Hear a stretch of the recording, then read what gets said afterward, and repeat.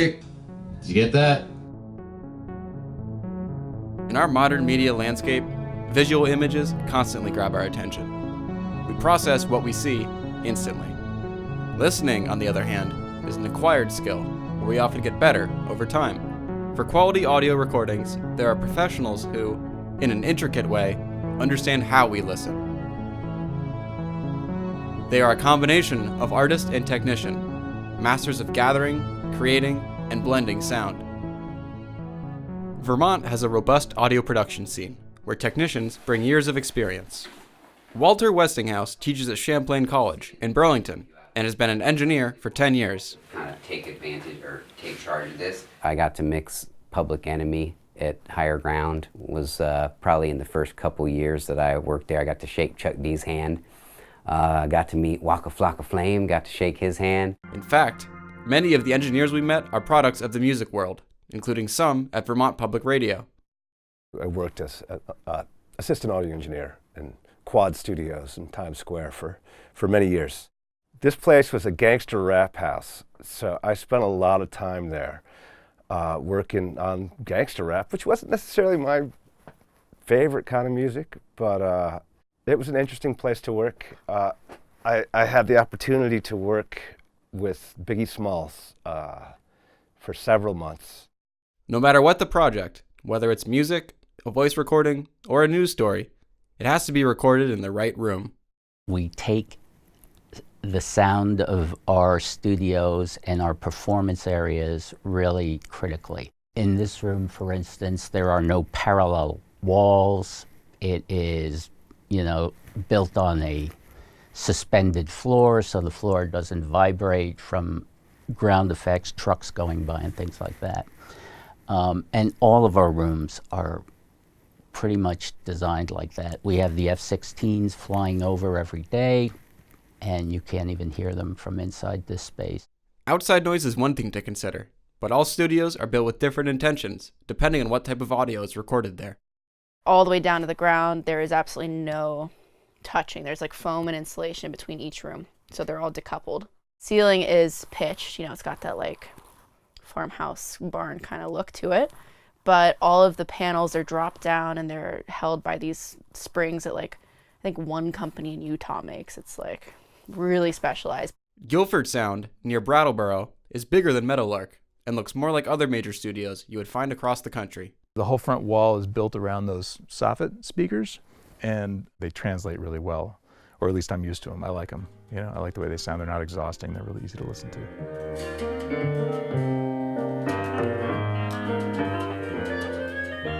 Egan Media in Colchester specializes in audio post-production for television, and again, the room is the key.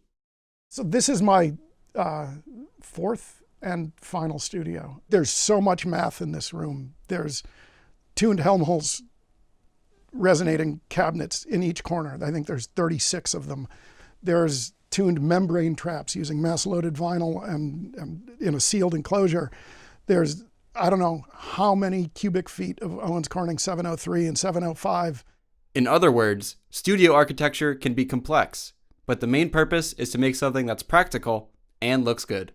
They said that this type of material will be really great because within the room to have different types of material for the sound to bounce off or absorb helps kind of create a really nice live room sound. So you have the stone, you have wood, you have, if you look up at the top, you've got fabric panels hanging and on the wall. So having as many different types of materials for the sound to use actually benefits the recording.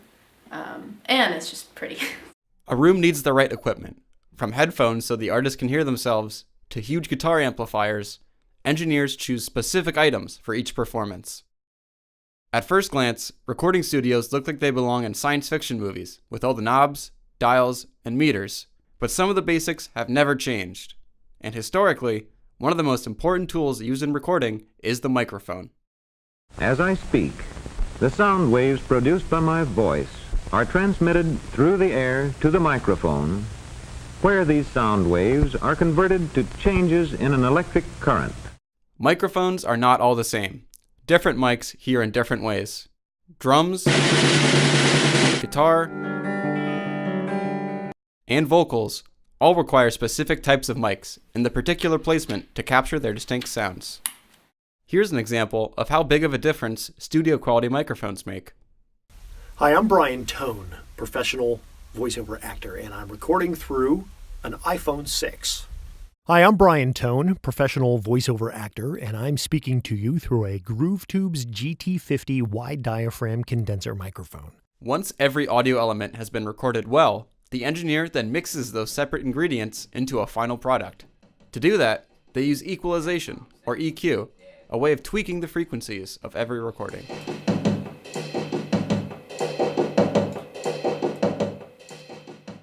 EQ is the best way I can describe it to people, and since I teach like 100 level classes, is think about like your car EQ. We've all EQ'd our tuner in our car, highs, mids, and lows. And you're trying to make the best balance between the highs, the mids, the lows. For me, like when you start talking about EQ and frequency, I think about mixing. And I think about trying to EQ all the different instruments so that they fit with each other and they're not competing for space within a mix. It's a matter of, you're cutting those frequencies on some other instruments perhaps to let that guitar shine through. You're making space, you're crafting the acoustic landscape and kind of carving out space for different instruments so that it all blends together. Listen to how manipulating EQ can have an effect on the sound of a simple voice track. At this point, we're going to isolate all of the low frequencies. And then here, we're going to isolate all of the high frequencies. EQ is just one of the many tools engineers have to achieve the artist's vision. After mixing comes mastering, a final pass to prepare for CDs and digital recordings. It's a way to second check my work. So whenever you're mixing something, it's never done. At a certain point in the mix process, you get to the point where you can't listen to it anymore and you have to make decisions and it has to be done. And that's what the mastering engineer is there to do. They're there to improve the overall quality, like EQ, tonality, and loudness, volume, standard volume of the mix to be better than it was and to be competitive within the genre. Engineers know technical proficiency will only get them so far. A huge part of the job is working with people, a skill that Dan Kruglak has acquired in his time at Meadowlark. You're trying to take someone's song and vision and you kind of have to drive that. Once they play the song and you record it, you need to take it to the next point, which is where they want it to go. You just need to have great communication with somebody so you know you're not going to spend hours mixing something that may sound great but doesn't sound anything like they want their song to sound. And you have to be able to deal with people and want to deal with people and interact with people and be on top of it. And then you also have to have a very high level of technical skill in the field and be able to do this all with grace of presence and poise of character at the same time. It could be said, a great recording is something we enjoy without considering the effort that went into it. In a way, the work of the engineer is meant to be invisible, and when that work is good, it can lead to something great. But that takes dedication and patience. Very nice. It's funny, I heard an interview with John Williams being interviewed by Tavis Smiley from NPR. And Tavis asked him, like, well, what do you think about every time you get something new? Every time you're about to start a new project. And he said, I just want to make it better than the last one. And I laughed. I was like, oh my God, John Williams says that. And that's what I say like all the time. Like, it just has to be better than the last thing I did. Like, that's the whole goal. It doesn't matter if the last thing I did was a corporate industrial or a film or a trailer or a reality show, or it doesn't matter. Like, it just has to be better. Imagine sitting in a dark room, constantly trying to make something better. It's a fair question for any engineer. What drives them? Because it's all I want to do. I come in here 7 days a week. I'm here all the time. I love it here. I mean, I love my family, and I often miss my family, but I love being here. Monday morning when I get to go back to work is a highlight, and I think everybody should have a gig that they do, a job that they do for a living that is where they'd rather be than any other place in the world. I feel so lucky to be able to do what I love. And I'm not really qualified to do anything else.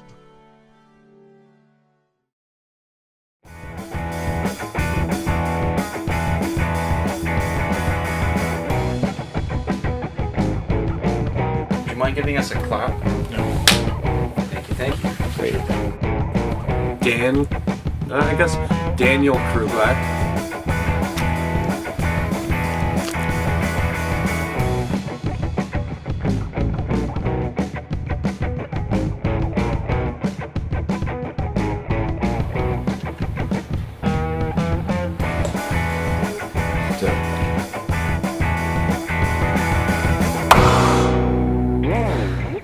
I already do all that smiling.